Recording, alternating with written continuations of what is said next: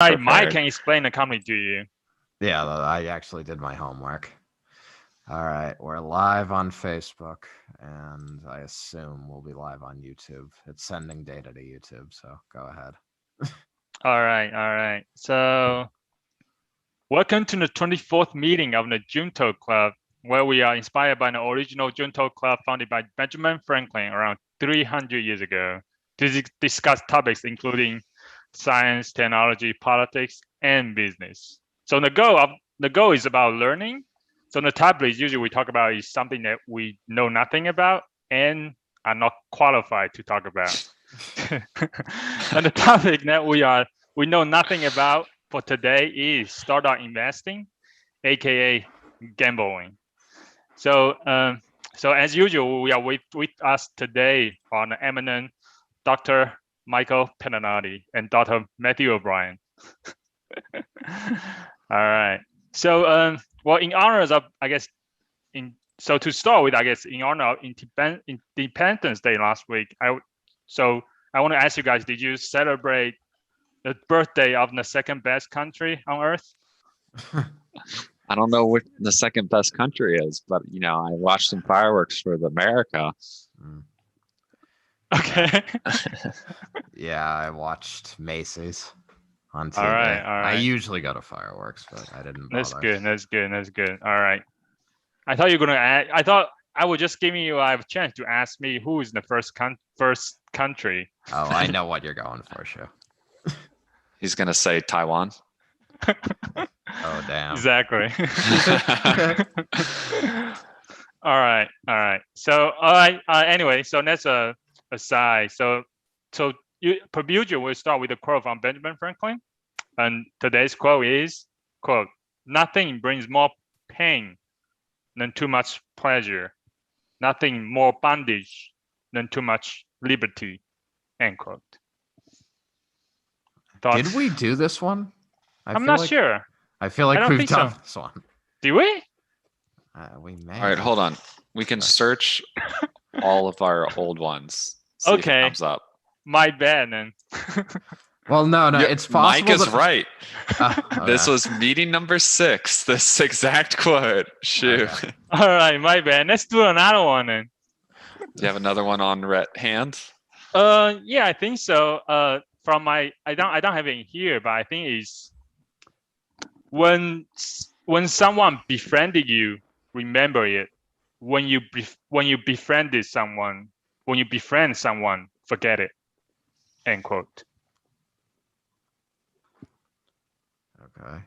I feel like this is similar. I feel like there was a similar quote we did in the past where something to the effect of like, if someone's willing to do something for you, like you can trust them more than someone you've done a ton for.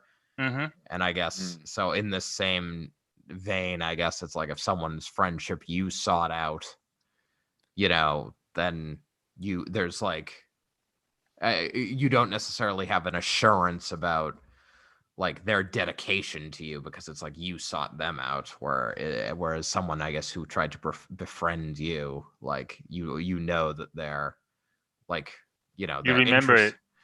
Well, I mean, they're interested in being a part of your life, so it's like, it's like it's easier to trust them to like be a positive part of your life versus someone who like you may just be trying to like fit in their life and you may not. Got you. Okay. I don't know. I guess that was my immediate. Anything from you, Matt? I was thinking more or less the same. Someone who took the time and effort to befriend you is obviously much more interested in that relationship.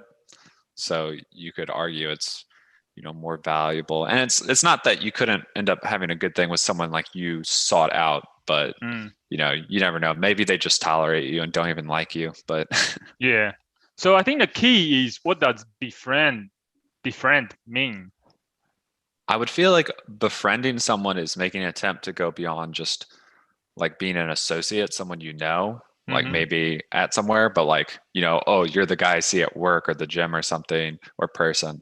And, why don't you want to go do something fun, right? Like we'll go bowling or to the movies or whatever. Yeah, that makes sense.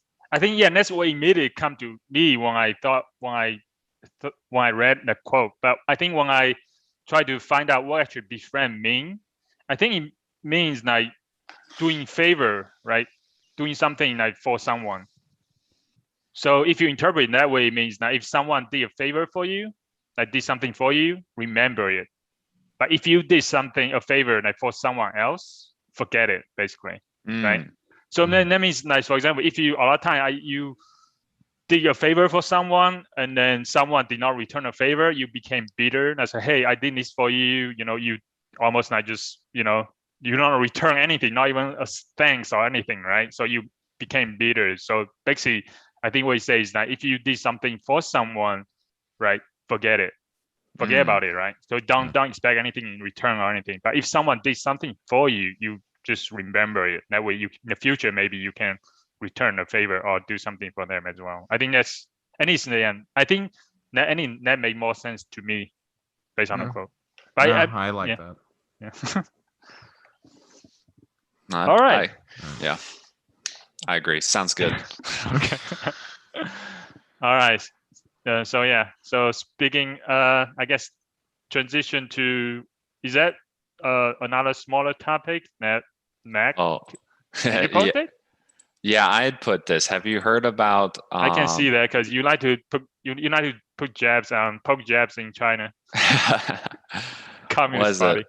Lying flat? It's a new social movement that China's trying to crack down on. What was the social movement? Hold on, they had a name for it. Yeah, it's called lay flat. I was looking for the Chinese name, but yeah, there was some word for it. But basically, someone went viral just relaxing. And I think it's an interesting, because as China's kind of developed, mostly some people are transitioning from the working to survive mindset to the sort of, looking for more meaning in life, right? Well, yeah, that's right. But what's the title of the New York Times? It's the New York Times article, right? What's the title? You need to read the title. These Chinese millennials are chilling and Beijing isn't happy. Oh, okay. Lazy Chinese millennials. Yeah. Yeah. Was it Tang Ping? How do you say that properly, Shu? Tan Ping.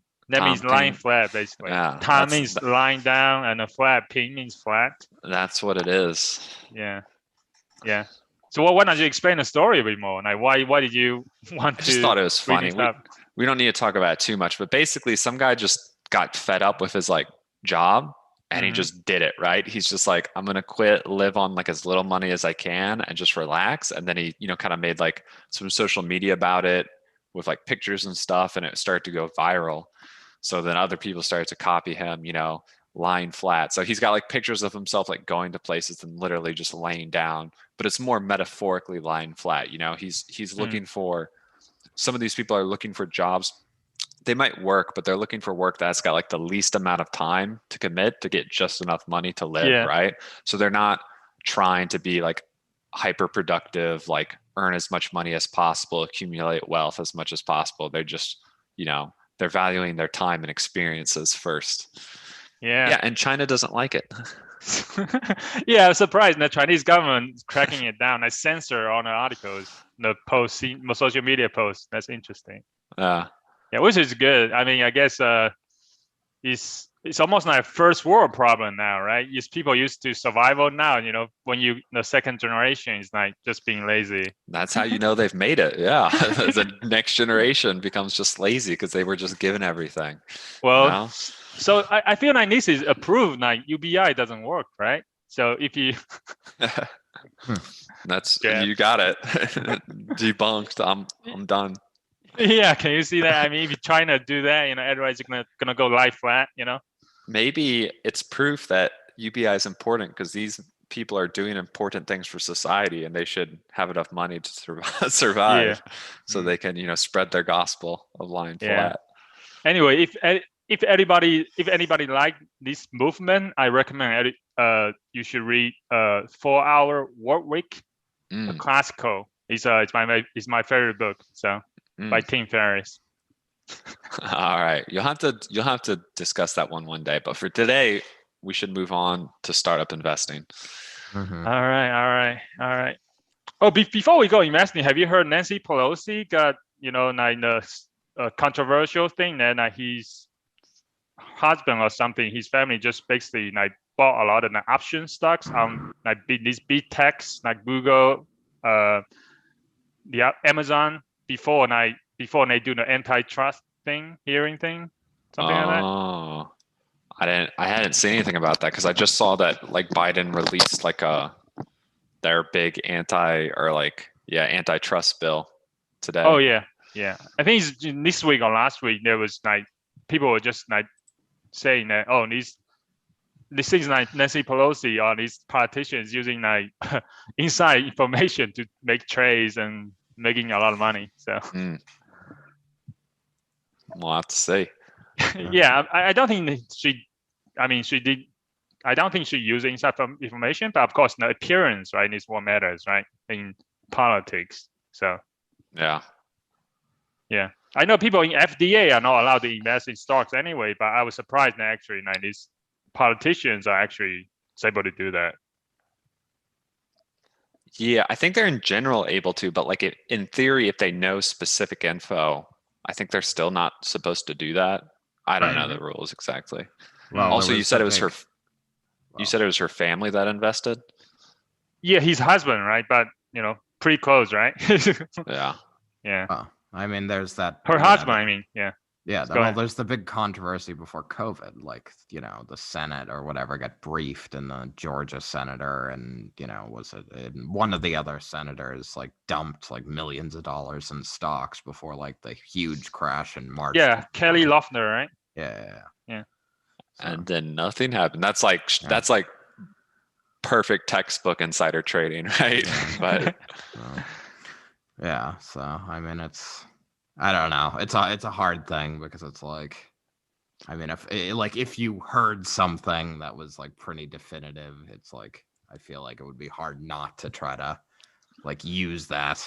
But yeah, Well, it's that's why- conflict, right? It's conflict of interest, right? right, The main thing like is it ethical to do that? Like partial politicians like is in charge of like policies, especially when policies for like whether you want to break up big tech, right? If you want to break up big tech, if the decisions coming out like maybe going there, you might sell all your stocks and I don't know, buy shorts and just because you are directly your policy directly impact the market, right? So yeah, no, I've heard people make proposals that like, senators and congressmen and stuff should only be allowed to have like, big index funds that aren't specific and you don't manage yourself at all. And that'd just be one of the requirements. Oh, yeah. It's like it's not like you can't invest in anything, but it's just like you can't pick and choose companies or even industries. You just have to do like the most general stuff.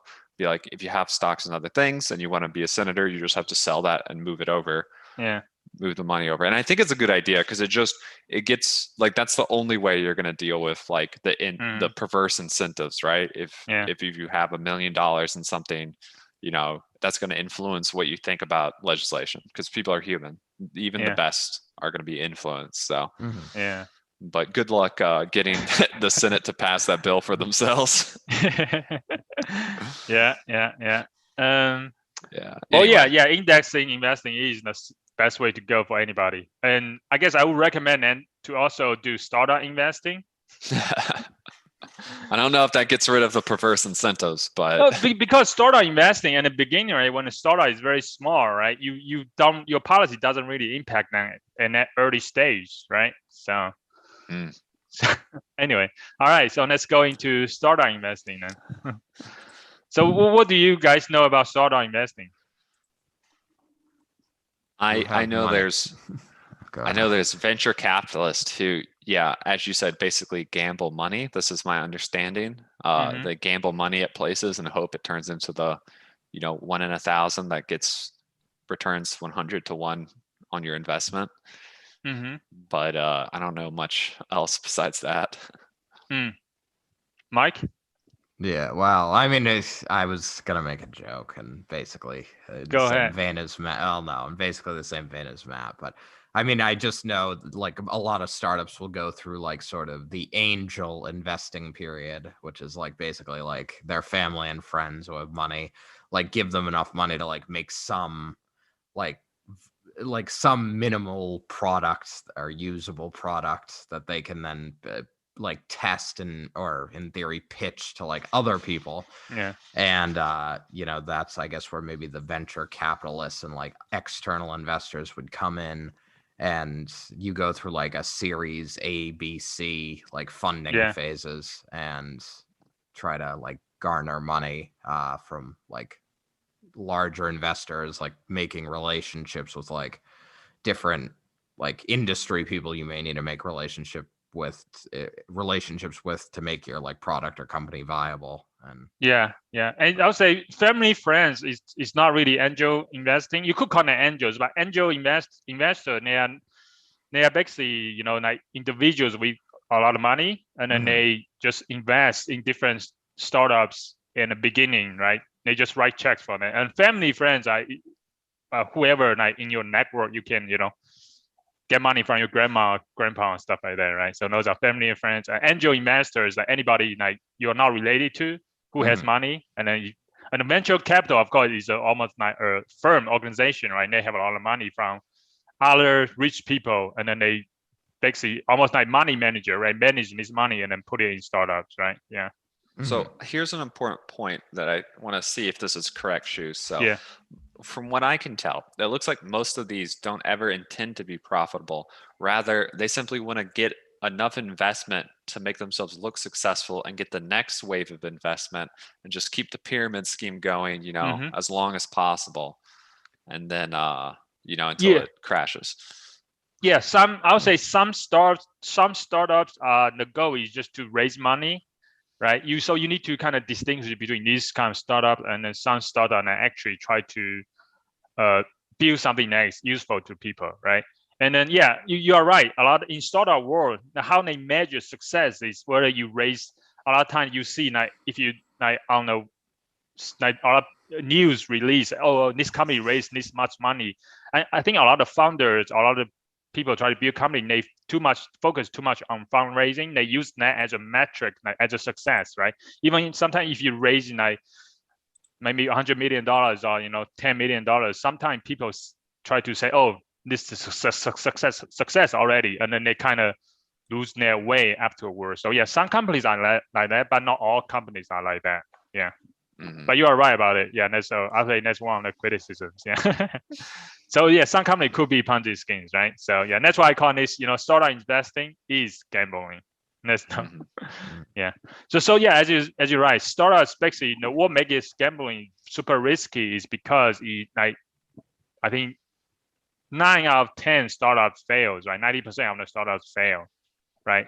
But on the other side, that's the downside. The other side, if you hit one like Airbnb or Uber in the early days, like when they have when they had a value like maybe when they first start fundraising, they were valued at $300 million, and now they are like $1 billion company, right? So that means your return is like 100,000 times, right?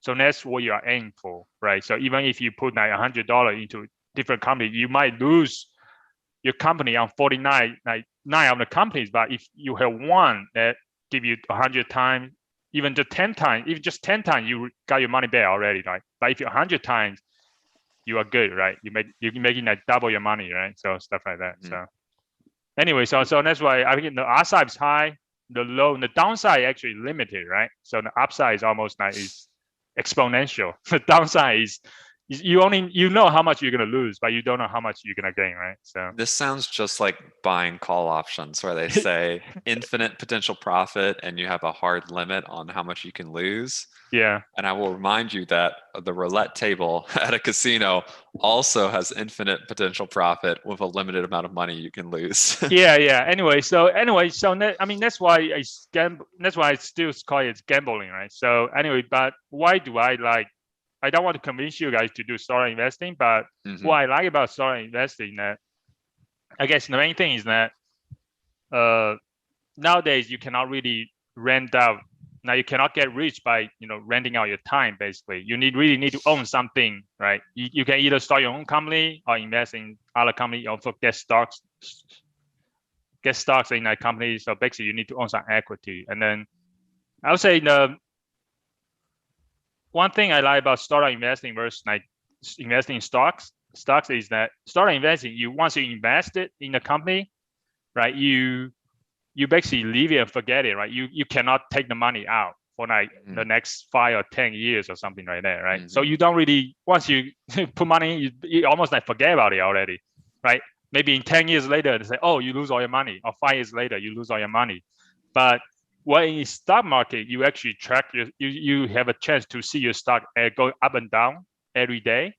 And this is very emotionally very draining. So if you're not emotionally strong enough to take the hit, right, you might, you're gonna get heart attack pretty soon, basically, right? So I like the fact that you can just leave it and forget about it. It doesn't matter. Yeah, you can treat that. Okay, you flush your money down the drain, the toilet, and stuff like that. So yeah. And then hope it shoots back out with 10 times as much later in a few years. Exactly.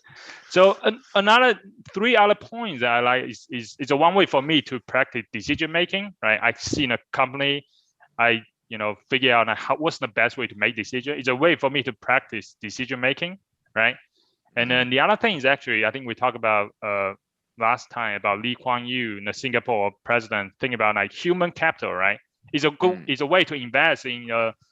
I think startup entrepreneurship is a good way to multiply the human capital, right? So you basically like invest in the people like that you trust, right? And then or you like, and then hopefully there will be success. If not, at least they try, right? And then the other thing is that if you're a startup, is it's very if it's success, it's productive, right? Even if fail, it's productive too, because okay, this idea failed, but at least you try it doesn't work, right? Move on to the next one, right? And so this is like it's quite productive versus like if you put money in arts or sports cars or something, is really not productive, right? So yeah. No. Anyway, so last point on risk, I think I heard something about it is risky, but sometimes you might be taking more risk when you are not taking a risk. That's something I heard this week. I thought that's pretty good. What do you think? I'm not. This is like you miss every shot you don't take, but I don't know if it really applies. Yeah, I don't know. I mean, it's sort of like the lottery. You can't win if you don't play. Yeah, exactly. Anyway, this is just a quote I like, that if you're not taking a risk, sometimes you are actually taking. Sometimes you are taking more risk by not taking a risk, basically. I guess you could interpret it that, if you look at like the expected outcome and gains, like if like the expected outcome and the gains make it worthwhile, right? Like the total result is likely you to be profitable. You could argue it's actually riskier to not do the investment, right? Right. If you could just calculate those things, which on these sort of things, obviously you just have to guess, but that's one way to interpret it, perhaps.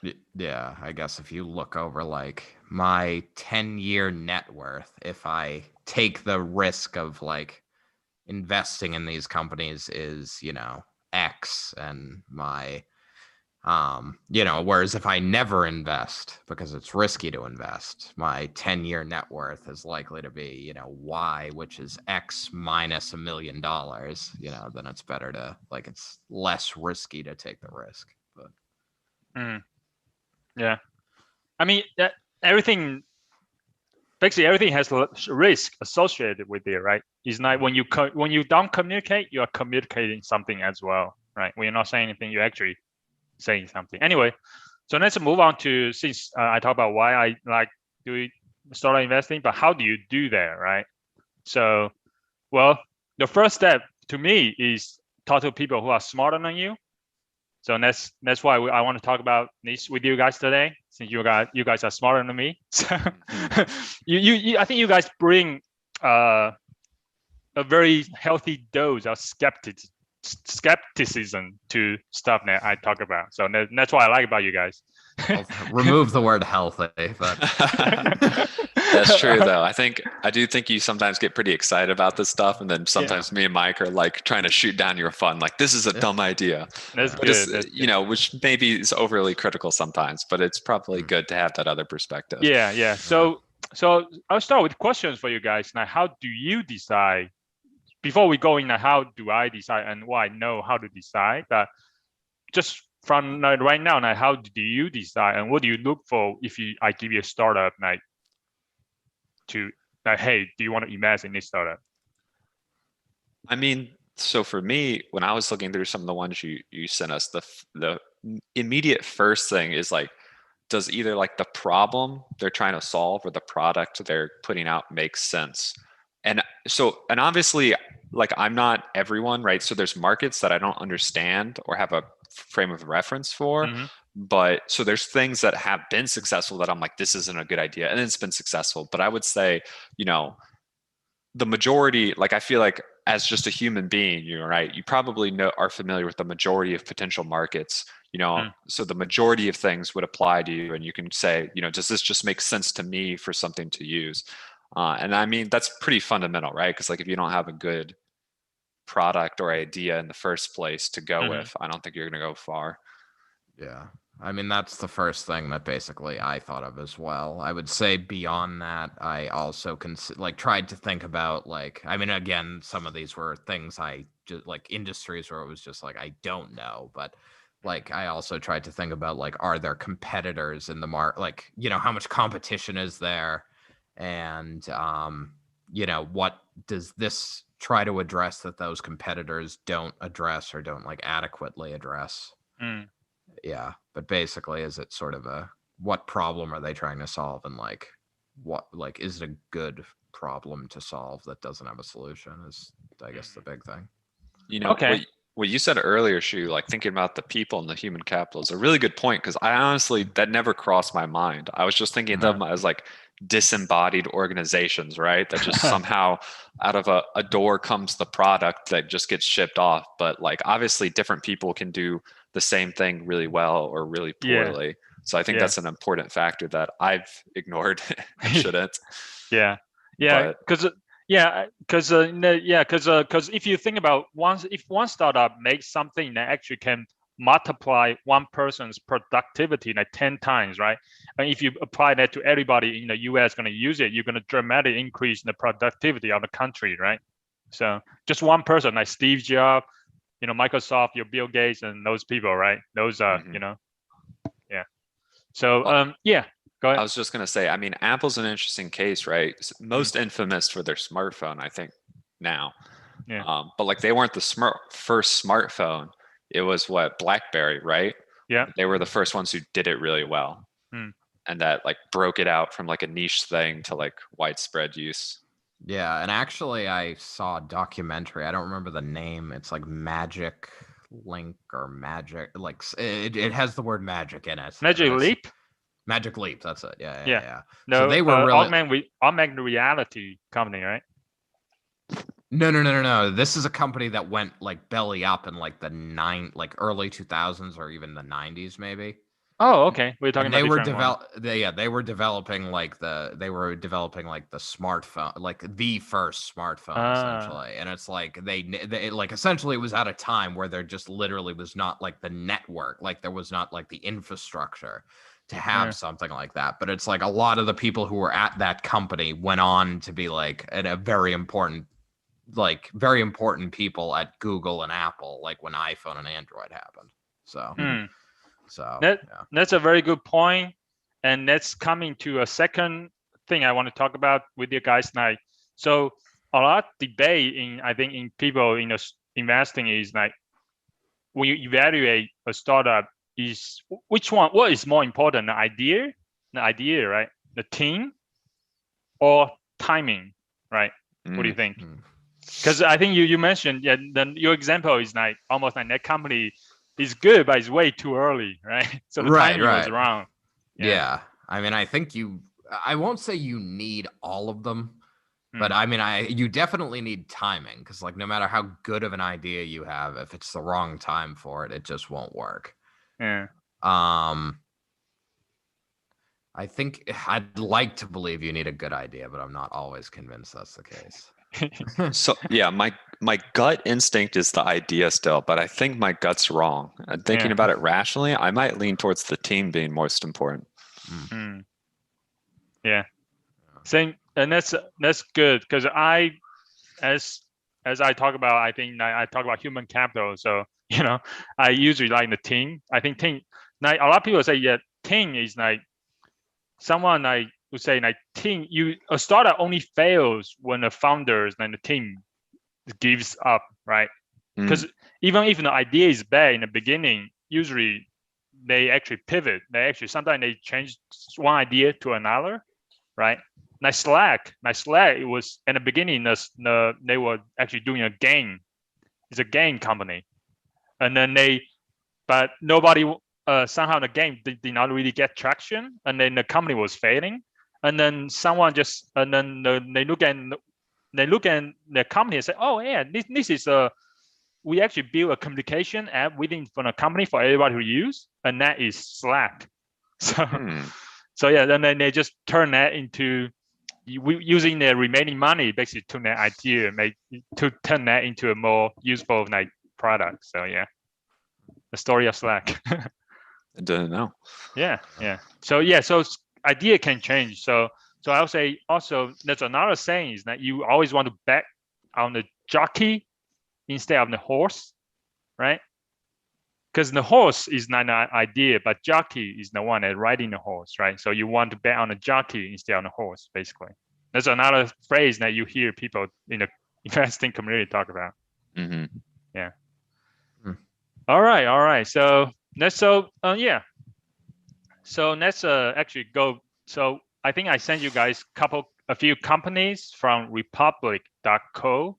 So it's a crowdfunding platform. You actually right now has I think about 80 startups are raising money on there right now, where you can invest as little as not as little for me, but you can invest like $100 into the company, right? So yeah, so for non-accredited investors. So anyway, so first company I want to talk about is so I want to go to the example to see how you guys think about these companies, and then how I think about it. It basically is almost like just like instead of like giving you a lecture on how to invest, I think I like to do is go through examples and then walk through is almost like an exercise, and then talk about whether you want to invest or not. Hopefully we can learn something from the exercise.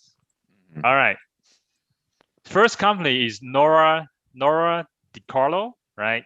Mike and Matt, did you guys look at the company? A little. Yes. All right, Mike, do you want to introduce the company for us? Well, I mean, it seems to be a company that's just getting into like the sex toy industry, like specifically targeted toward women. Like, what do you mean? Sex toys is not? I thought they're always targeted for women. What do you mean? Not necessarily, but I guess I'm sure they're the largest consumers. But yeah, no, I mean, there's. Are you talking about there's not a lot of sex toys for guys? I mean, what do you mean? There are sex toys for men. Oh, okay. I guess I'm pretty ignorant of it. All right, sure. You can Google that later. Yeah. Off air. Yeah, exactly. All right. So yeah, so basically, I guess the idea is like, I mean, to be honest, like, yeah, I don't know. It's like sex toys by women for women. It seems like honestly, like their big push is essentially that they want to be like there's not brand recognition in the sex toy industry, and like their thing is they want to have that like brand recognition, by bringing in like, a famous she's a model. I don't remember what her position is within the company, but part owner. Yeah, okay, part owner. Like, so, but it's basically who's like the actress? Cara D, whatever. She was a Victoria's Secret model for a long time. I don't even know what movie she's been in. Mommy, right? With Tom Cruise. Oh, okay. So yeah, but yeah, so I guess it's more about the branding than. I didn't necessarily see anything in the technology that was like they're like, oh, it's gonna like mirror human touch, but I assume like the big players in the space are already doing things like that, so I didn't know what made this different than like, what made this different than any other sex toy company on the planet, other than like they branded it like differently as like we have this star power and it's by women for women type thing. Yeah. So did you look at one of the products?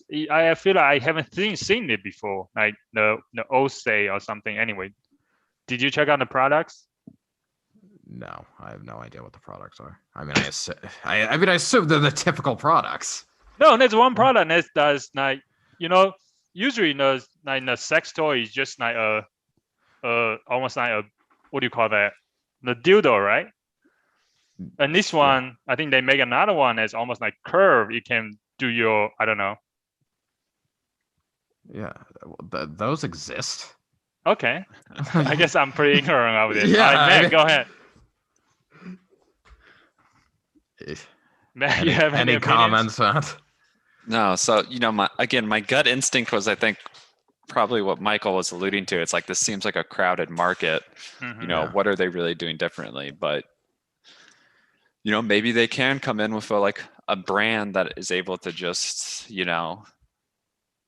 I guess, just kind of be the cool, device, like the one people want, rather than just like a random anonymous one that you buy off Amazon, right? I don't know. It's an open question. It's weird though, because like in other areas, I think it'd be more likely to be like for a good brand to work, right? Because like part of what makes like people who invest in Apple products heavily, right? Part of it is like not prestige exactly, but they want to show, like, it's like showing off, flexing, right? They have the new iPhone and they go around and they see it, right? It's kind of like you can show off that you're this Apple person, right? Like people like displaying that they've done that. But when it comes to these sort of toys, I don't think people are going to want to display or talk about them nearly as much. So I don't know if like having a brand recognition sort of based brand is as, I don't know if it makes as much sense in this market. That doesn't mean it couldn't work, but I don't think it will be as good as, say, the cell phone market. Right. Yeah, I would say that's one of the goal, is to make people okay to talk about it, right? Instead of hiding it, take it out, right? So branding. So basically, you want to empower women to basically, of course, a lot of companies try to do that, right? Try to make it sound, I guess, more missionarily. Basically, yeah. Then we're talking about, they want to, more like empower women to basically, I guess, sexual wellness, right? So it's like almost like it's okay to, there's no need to hide this, right? You can just talk about it publicly, right? So. Yeah, but I'm not convinced. I'm just not convinced, because, like, I mean, their argument, of course, would be like, oh, sex is fine for men to talk about and da da da da da, whatever. So, but it's like men don't, like, for example, pornography, like. Okay. I mean, like, I don't know any pornographic company really. Like, it doesn't matter to me. Like, who produced a certain pornography or anything. Like, you don't know Pornhub? That's a site that brings in videos. It's not who produces them or anything like that. I mean, it's like, so I mean, it's like, I don't like. I mean, I just don't know that they're like. I mean, I think Matt made a great point. Like, who's just like no matter how comfortable people are like with sexuality and sex and their own sexuality and all this, it's like, is it really going to be like, something that they're bragging, like, it's like, is it going to be something they're bringing out at I mean, literally, like, intimacy is the word, right? Like, sex and intimacy are like very like intimately linked. So it's like, I mean, I feel like that should right there indicate that like this isn't going to be the same as like I get the new iPhone or the new, got you bragging Samsung. About it. Yeah. So I mean, it's like, I mean, I just don't see what this is like again, and this could be because we're biased toward like wanting a good idea to be sort of the driver for a company. Like, I don't see what they're doing here that's different from what I imagine like any of the other major brand. Like, I mean, the only, like, I think they had Adam and Eve on like all their charts and stuff like that. Yeah. They've advertised on every podcast on earth.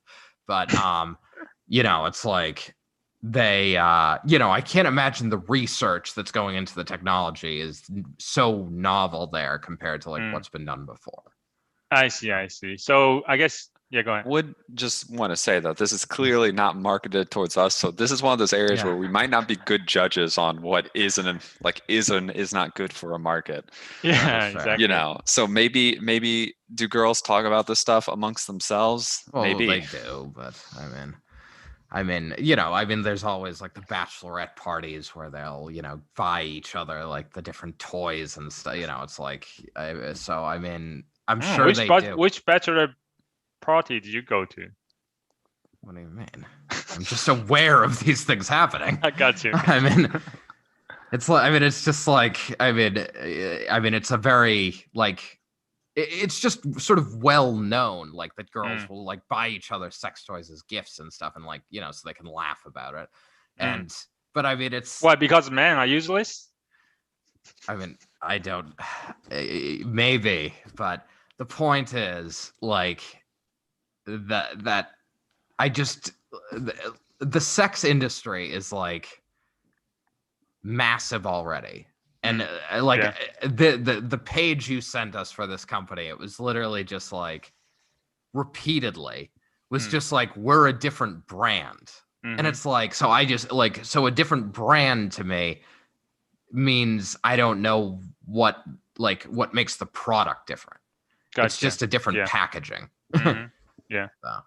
Yeah, I would say, yeah. So in summary, I guess you see the product is almost like it's very competitive market already, crowded market. So you're not sure how much they're gonna market share and they're gonna gain, and then doesn't look like they are solving a very meaningful, I guess not meaningful, more like a problem.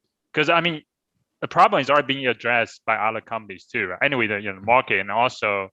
What else? I think that's pretty much it, right? Main thing is competition, right? That's your main point. Yeah. I mean, I think what it's a crowded market, and does their repackaging like provide enough of an advantage to like claim a large portion of the market? I'll say our brand. I think branding actually is very. I would say is very, what do you call that? Big. Could have a big potential because like Apple, right? That you can see it, that people trust. If you're the brand, is people trust. I would say one of the things they do say that is Laura DiCarlo is the CEO, right? And then she actually, that's her namesake company, and then also is, I think she pointed out, is it's crowded market, but not these markets are usually created by men, right? These companies, the sex toy company, most of them are created by men. Very few of them are created by women for women, right? So I think in this day and age, I think a lot of actually women might, if they see that, they might trust it more, right? If it's something that's created by women as well. So sure. I mean, it's a potential, but I think I do see your point. Adam and Eve and the other competitors, could be easily made a similar product, right? Right. Well, that's exactly it. So, and I think I was just gonna say that I think goes to Matt's point, which is the big one. Like, we aren't gonna be the ones to know if branding matters in this particular space. Yeah, I would say they also partner with the Oregon State University's robotics program, like student to do research on the robotic, like to simulate human touch on these sex toys. So there's a potential there, robotics. Yeah, well, but again, this is like how far advanced. Like, yes, if they came out with like a fully functional sex bot, that's like leaps and bounds ahead of what exists. But it's like they're obvious. Like, I can confidently say, and I think you'll agree, like we're not at that stage of technology yet. So it's like, I wonder how much like when they say incorporate human like touch, like. So, how far down that road can they possibly really get? Right. So we talk about the product and idea, right? So I think what I like about is I like the founders, right? And then she seemed to be very capable. And then I like the mission, to empower women. And then also now the team seems very capable, right? The team looks very capable. Why? Because the number, you can look at the numbers in first year, they go from zero revenue. Like last year, 2020, they launched in like January of 2020, right? During the right before the pandemic. And they were able to make $7.5 million of product. So that was pretty good. I mean, a lot of startups don't make like 10K or 100K first year. They were able to do 7.5. That means they are very capable, right? And then, they are shipping products to like 350 retail stores worldwide right now. And then, I think they also have a very good actress, right? The model, the supermodel, Cara, what's her name? Delevingne. Yeah. So I think she's pretty young, so I think she can reach a lot of followings, right? Followers. So yeah. So I think those and the team is I like the team. I think the team is really good. And timing, I think it's very pretty good timing with the Me Too movement, all the stuff coming in. So it's potentially pretty good. So yeah, but as you say, there's a danger of this company just became more like a commodity product, right? You can replace one with another, right? So there's no point of distinction between the other products. Basically, became a commodity. Well, then people really don't. Yeah, but anyway, but if they have a good brand that people trust, there's a potential. So yeah. And this I think I have a. Based on, I mean, I'm not sure I will invest, but so you guys definitely know, right? So yeah. Yeah. So Well, I guess one rule of like startup investing is that if you cannot decide, the answer is no. So Well, they already got 3,000% of their minimum goal. So yeah, you they know. raised like $3 million already, right? More than 3 million, is it? So much- investors think it's a good idea overall. No need to chase what's already been bought in. Yeah, they raised. Yeah. All right. Good. yeah. Let's move on to next. I think I start with Upright. This is almost like completely different company.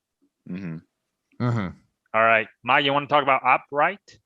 This is the one where it's just like milk made from oats, right? Yeah. Like it's like so. I mean, and their big pushing point is that the milk they can create is more nutritious than like milk from a cow, as well as better for the environment. So I guess like lots of milks that exist like don't have both of those, right? So it's like traditional milk, like from a cow or an animal, like is bad for the environment because of the CO2 it creates. And there like many of the and I think what is it, like almond milk takes like tons of water to make. It's like 11 glasses of water per glass of milk or something. And then there are other milks that are like, I guess, more environmentally friendly, but they're not necessarily nutritious. So this allegedly has both. Yeah, you can buy it right now. I think they're instant. Like it comes a pack. Basically, it's better than other milk because it has a lot of protein in there as well. And that's what they say. The 8 grams of protein. It's basically coming in a pack powder, right? You just add water basically, and you can drink it. Right? What do you think, Matt? So I like it offhand. I think they have a lot of good things on paper, right? Like, yeah, being able to say it's eco-friendly, healthier. And honestly, if it's like, if you're selling a powdered milk that's probably relatively cheap to transport and store and stuff, you could see it being good profit margins on it. There's just one thing that concerns me. Overall, I like it. It's probably one of my favorites, and that could be because it appeals towards things I like I do meal replacement shakes sometimes, and this kind of hits a similar niche. The only problem is I've tried oat milk before, not this brand, and it was bad. What did you try? I don't remember. I just grabbed a normal bottle of oat milk once, like a liquid one already, and it did not taste good. Okay. So that would be my only concern is I would like to taste their instant oat milk, see what it tastes like. Because you can talk about something being healthy and eco-friendly. And I mean, there is that alone can get you a market in food, but like the biggest market for food is definitely things people actually enjoy consuming, right? Like, interesting. What's oat milk? Okay, so the taste. I assuming they have tried to make it. I think they did mention and they tried to make it taste good. So I'm assuming they tested themselves as well. So yeah. So I would say for me, I guess I like the company. I like the founders as well. They are MBA, right, from Yale. Looks very capable, right? Actually, I do have something maybe bias against MBAs, because I feel like to do a startup, you almost like need to get your hands dirty. I'm not sure MBAs would like be that, right? Because if you are hungry, right, I feel like MBA might not be as hungry as like other people, but they do have on paper, they do look like a very good team. I think one thing the concerning is that they don't have revenue yet, right? Have zero revenue because they haven't sell anything yet, and the point to raise is to maybe manufacture it. So, I mean, I also like if they really believe in an idea, right? They should, bootstrap, right? They basically get money from either invest their own money or get money from friends or family, and then once they do that, once they have have revenue, I think you can tell a better story, right? So right now I don't know why they decided to do it right before they have any revenue, right? So then that's a little bit concerning because they are not believing. To me, it doesn't look like they're believing enough to put their own money in there, right? So, but not just me because I'm a little bit biased toward bootstrap companies, right? So yeah, so. No, I mean, I had two questions. Like, basically, the only two things I wrote down about this company was, does it taste good and how much will it cost? $15 per pack. I think it's like give you like 10 servings, maybe something like that. Oh, well. I think you can go to the website right now, actually. Yeah. Oh, I mean, that's not terrible, but it's probably not like, I don't know if that's as good as like a gallon of milk is what now, 350, something like that. Yeah. So yeah, I see.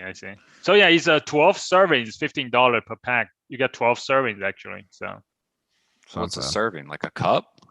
I think so. Yeah. I don't know. That's less than a gallon, right?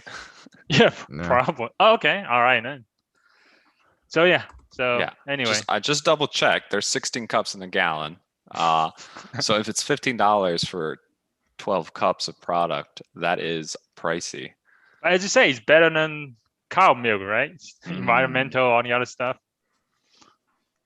But anyway, this one, yeah, does has potential, but yeah. Oh. So for you guys, it's no. I guess I'm skeptical. Yeah, I'm skeptical enough to be a no. Yeah, now that I've seen the cost, was there anything about them expecting to reduce cost in the future? Potentially, usually, yeah, usually they would. I mean, yeah, it's normal as you scale up to reduce costs and stuff, but is that part of the plan? Are they just like, if they're selling some stuff very early, like, is that stuff already sold for a loss just to kind of get some revenue, or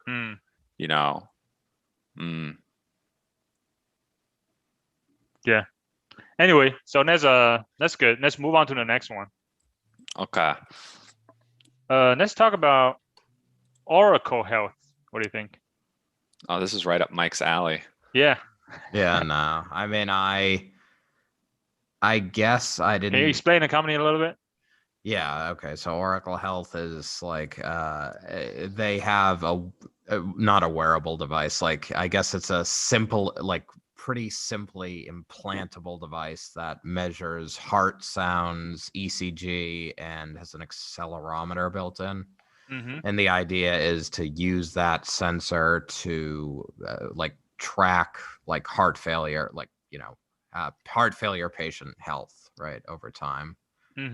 So yeah, so I guess that's basically what they're looking at. But I mean, I had sort of a lot of questions. Like, I mean, anytime you get into something implantable, it's like, what's the potential for like infection? Like, what's the like level of discomfort? Like, what are the chances it needs to be replaced? Like, yeah. So, they do make it very easy you can just, instead of going to do surgery, you can actually go to an office and they can just inject it into almost under your skin, right? Right near your heart, chest, basically in your chest. But it's not going to be inside your organ, but it's almost just underneath your skin slightly, right? That way they can monitor your heartbeat and all the other stuff to monitor any potential heart failures, right? So prevention, stuff like that. Yeah. I mean, but do they have studies with this particular device that show it's better than like, I mean, there's like clinical grade like patches people can wear on their chests for like, weeks at a time, and they give good enough results. Or, Yeah, I don't see any comparison. They did publish some papers. They might have to do some comparison, but I did not really go into all these. They didn't read their papers, right? And then, but I'm assuming so. But they are in like almost like do preclinical testing right now with 25 like heart failure patients. So then they're planning to do the clinical testing stage right now. I think and then Yeah, I mean, I guess that's why it's hard. Like, that's why it's very hard to start a company like that's targeting like the health field or the, just anything where it's going to be like human health or human well-being or something like that, because it's like getting the data to be convincing is very, very hard.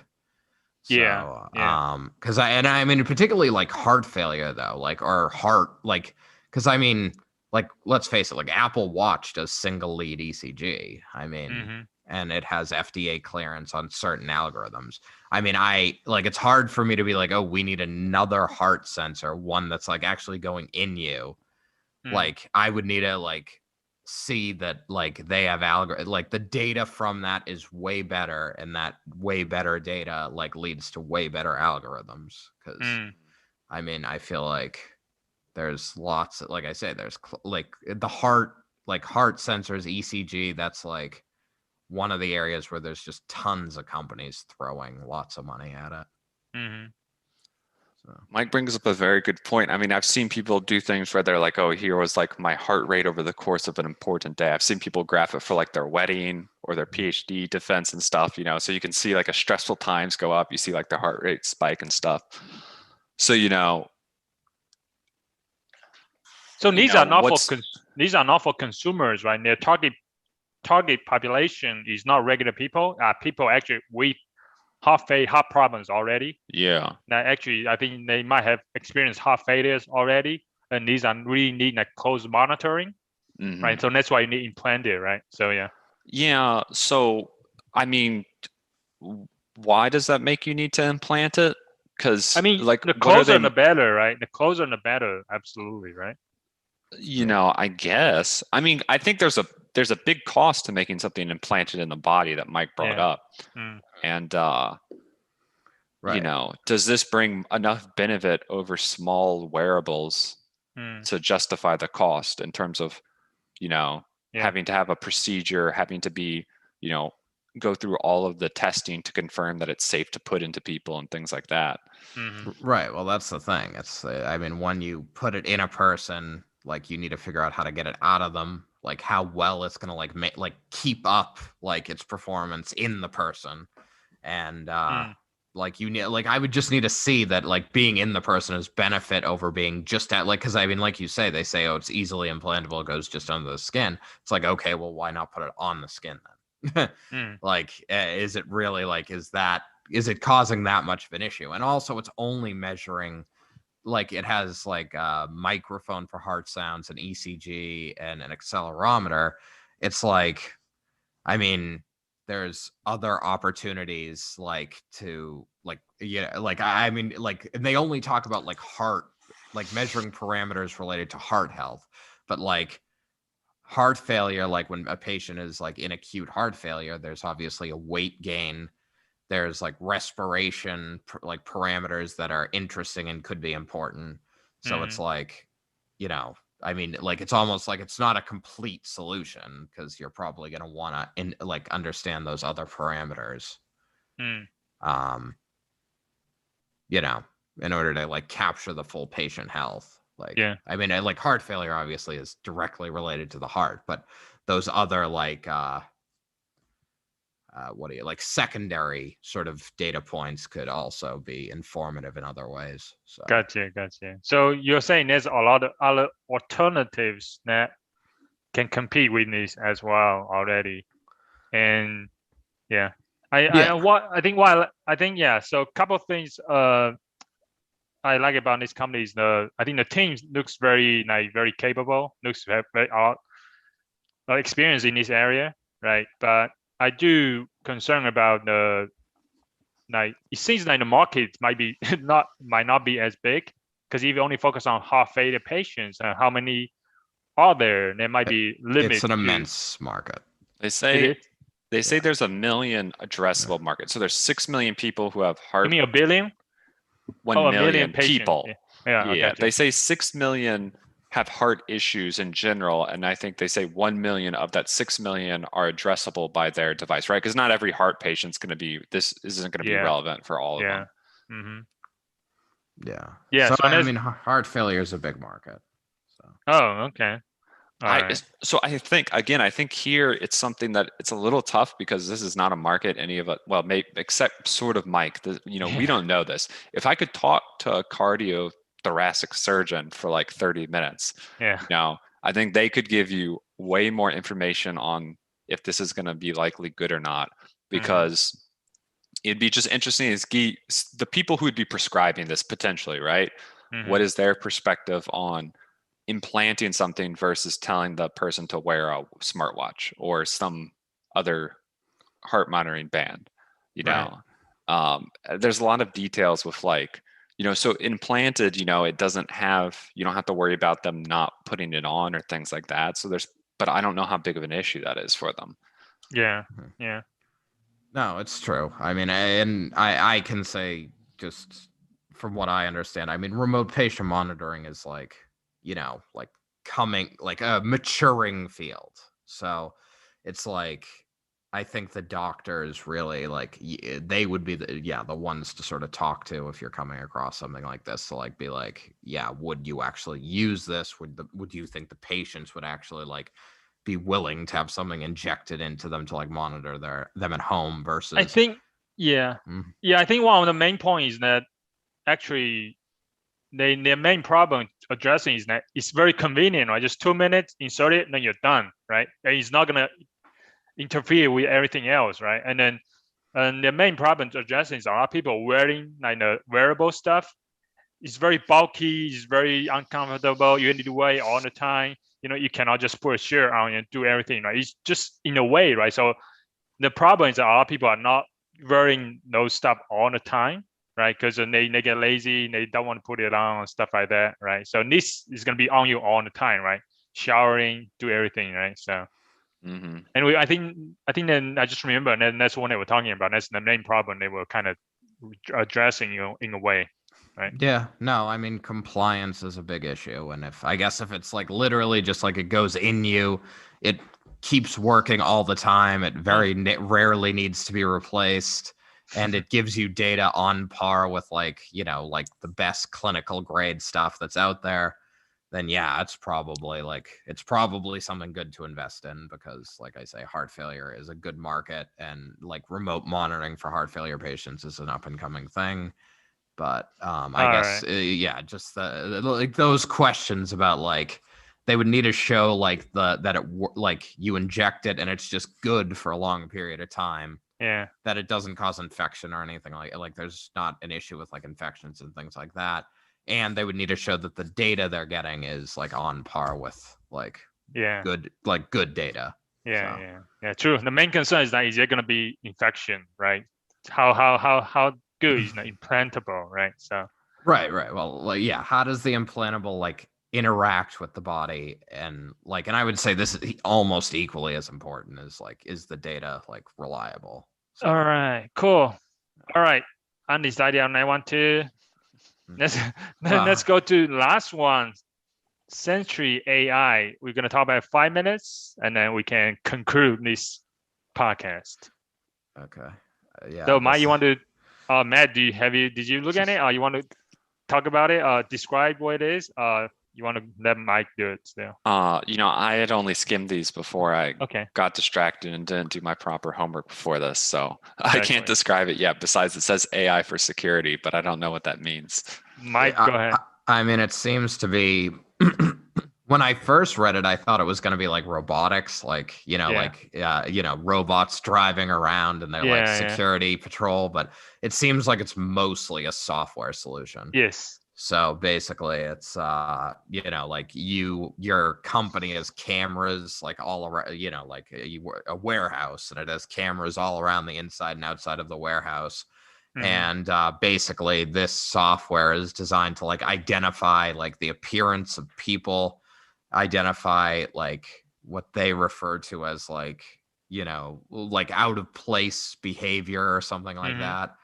And I guess report it to like a single security personnel who can Yeah. like then address it. But so they say like if you leave a human looking at, I don't know exactly how they quantify this, but if you leave a human watching like, monitors for 30 minutes, then they miss up to like, 50% of what happens on those monitors. So Yeah. this, I guess, is like, essentially like nothing will be missed because it's almost like a virtual monitor security guard for your home and business, right? So you have a camera, right? And the software just like runs and scan the images and try to detect if any like anomaly, right? Anything like suspicious going on. And once they detect it, they alert you, say, hey, there's something going on, you might need to check it out, right? So it's almost like, virtual security guard monitoring using camera software. Yeah. So So what's your thoughts on this company? I guess I question about how much is done in like the like how much this company is working with like individual businesses and like how much personalization there would be, because I feel like there's like like I can go to OpenCV and like incorporate like face identification in a video stream. And what do you mean by personalization? Like personalization to your population or personalization to your company need? Yeah, well, the company need. That's what because like what constitutes like weird behavior? Oh, okay. Yeah. Or like even like, I guess, I mean, and this could be more personalization in a way that's like very, very feasible and relatively easy, is if you had like picture, and I don't know with privacy laws if this would be like allowed or not, but it probably would. But like if you had pictures of your employees, like these are the people the camera should be seeing. And then if you see like faces out that don't match that, like alerting them. But I mean, it talks about like, like trying to like, I classify like abnormal behavior. It's like, well, that depends on the space you're in.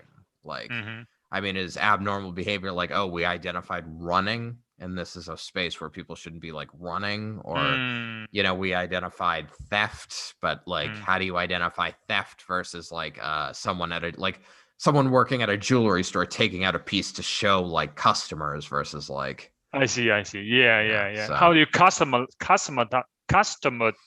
it, right? Yeah, exactly. So so I mean, I think like, yes, it's the idea is like, oh, it's brilliant to like, to have an AI analyze video streams to recognize things that shouldn't be happening. And we talked like there's examples of like labs and stuff trying to do it for like, terrorism in like big public spaces and things like that, right? But sort of trying to recognize suspicious behavior is not an easy problem. Yeah. So. All right. What about you, Matt? So I like it. This is probably my favorite one so far.